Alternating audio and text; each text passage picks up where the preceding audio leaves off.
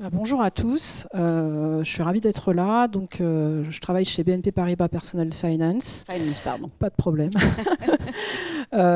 Et donc en fait, je suis en charge de tout ce qui est acquisition et engagement client. Voilà, au niveau du groupe. Alors BNP Paribas Personal Finance, c'est le spécialiste de crédit à la consommation du groupe BNP Paribas. On est présent sur 8 marchés cœurs en Europe. On est deuxième au niveau pan-européen. Ça fait 25 millions de clients et à peu près 9% des encours au niveau européen sur le crédit à la consommation. Voilà. Super. Donc, je vais vous poser quelques questions et on va écouter du coup votre expérience de l'intérieur. Donc, pendant longtemps, l'expérience client a été pensée comme un investissement nécessaire, souvent mesuré du coup par la perception, la satisfaction. Qu'est-ce qui, selon vous, a changé aujourd'hui ? Je pense que, en fait, ce que je constate, c'est un changement très important. C'est le fait que beaucoup d'entreprises ont investi, on l'a vu ce matin, pendant des années, sur toute la partie expérience client. Et que, en fait, on a beaucoup aussi regardé l'expérience client sous l'angle de la perception client. C'est un point important, mais je pense qu'en fait ça suffit plus. Ça suffit plus parce que, alors moi je le vois là sur notre secteur, on a en fait de plus en plus de compétition, de plus en plus aussi de contraintes, on va dire réglementaires, voilà, sur nos différents marchés. Et ce qui compte aujourd'hui, pour moi, c'est que l'expérience client devient en fait un levier différenciant pour l'entreprise. Ça, c'est très important. C'est un changement structurel, mais ça veut dire que ça devient un actif stratégique pour l'ensemble de l'entreprise. Et c'est plus seulement le rôle des personnes en charge du marketing ou en charge de l'expérience client en fonction de nos différentes organisations. Donc, en gros, l'expérience client devient un véritable levier de création de valeur. Et à la fois pour l'entreprise et puis aussi pour tout ce qui touche au sujet donc marketing et donc de customer experience. Et en fait, la raison pour laquelle ça devient un levier stratégique pour l'entreprise, c'est parce qu'en fait, l'expérience client agit à la fois sur la création de revenus, mais aussi sur la diminution des coûts.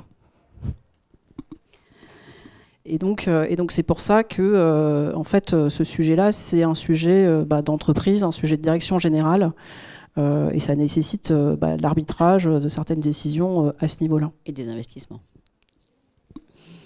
Du coup, à partir de quand l'expérience client devient-elle, selon vous, non, c'est là, je suis désolée. Vous expliquez donc que cette transformation nécessite un alignement fort entre le marketing, le customer experience, les opérations, la data. Concrètement, quels sont les principaux freins que vous observez encore dans les organisations ? Je crois que c'est Frédéric qui en a parlé tout à l'heure. Exactement. J'aime bien le signe comme ça. Voilà, c'est que c'est beaucoup en silo. Et c'est vrai que on a d'un côté la partie marketing qui travaille souvent sur comment on accélère l'acquisition, comment on accélère aussi l'adoption. Et puis de l'autre côté, souvent la partie opération qui travaille effectivement sur la réduction des coûts. Et donc ça, c'est quelque chose qui reste vrai, mais c'est simplement dans l'alliance en fait, dans l'alliance et l'alignement justement de ces différents acteurs de la chaîne de l'expérience client dans l'entreprise que va se faire la différence. Et donc du coup, si vous voulez nous partager une conviction forte pour cette année 2026, pour que les entreprises qui veulent du coup réellement progresser sur l'expérience client puissent se donner les moyens de le faire, du coup, au regard de votre propre expérience, ce serait laquelle ? En fait, je pense qu'on a pendant des années travaillé sur l'amélioration des parcours clients. C'est un sujet qui était évidemment un sujet stratégique, ça reste un sujet cœur, un sujet stratégique. L'amélioration des parcours clients, ça permet en fait de créer de la valeur localement. Je pense que ce qui est très important pour nous, en fait, c'est de considérer l'ensemble du cycle de vie du client pour créer de la valeur globale pour l'entreprise. Je vais vous prendre un exemple très concret qu'on connaît bien, nous, voilà, dans notre entreprise, donc Personal Finance. En fait, quand on regarde le cycle de vie d'un client, au début, il arrive par différents métiers. Alors, admettons qu'il arrive directement en souscrivant un crédit sur notre site internet. Il est traité par les équipes sales, d'accord ? Puis ensuite, tout se passe bien. Et puis derrière, quand il expérimente son produit, il est traité. C'est les opérations qui prennent le relais. Donc, par exemple, si vous souscrivez un crédit et que vous avez besoin de changer la mensualité, vous changez d'adresse, ou vous avez tout simplement une question, c'est les équipes au niveau des opérations qui s'occupent de cette activité-là.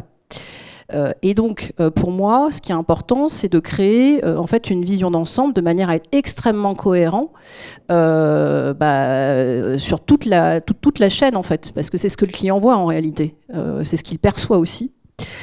Et donc, en fait, c'est là-dessus, je pense qu'il faut qu'on mette l'accent dans les prochaines années. Parce que c'est ce qui va nous permettre aussi de créer un dispositif cohérent pour le client. Et c'est ce qui va nous permettre, en fait, de créer de la valeur. Après, ça demande aussi beaucoup de discipline. En ce sens que les interactions ne se valent pas.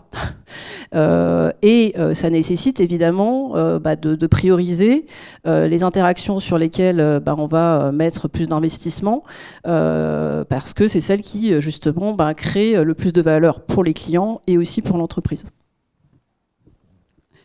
Alors, on a terminé notre interview. Est-ce que vous avez, il nous reste quelques minutes, est-ce qu'il y a une anecdote que vous avez envie de nous partager sur la façon dont vous avez mis en place tous ces process, un conseil plutôt opérationnel, j'ai envie de dire, en tant que directrice du marketing et de la customer experience? Je pense qu'en fait, il faut continuer. Enfin, moi, je le vois. Je pense que dans la manière dont on a fonctionné, on a fait. Je retrouve beaucoup de similitudes en fait avec le témoignage d'Orange. Une organisation agile à l'échelle, une taxonomie des parcours, le fait d'aborder les parcours sous différentes formes et de travailler sur ces parcours-là dans des logiques multidisciplinaires. Je pense qu'en fait, il ne faut pas sous-estimer le fait de vulgariser ces propos-là pour que ça devienne un sujet de l'entreprise et sous-estimer non plus l'importance de la donnée parce que c'est cette donnée, c'est la donnée qui va nous permettre de mesurer l'impact business, que ce soit à la fois sur de la conversion, sur de la fidélité.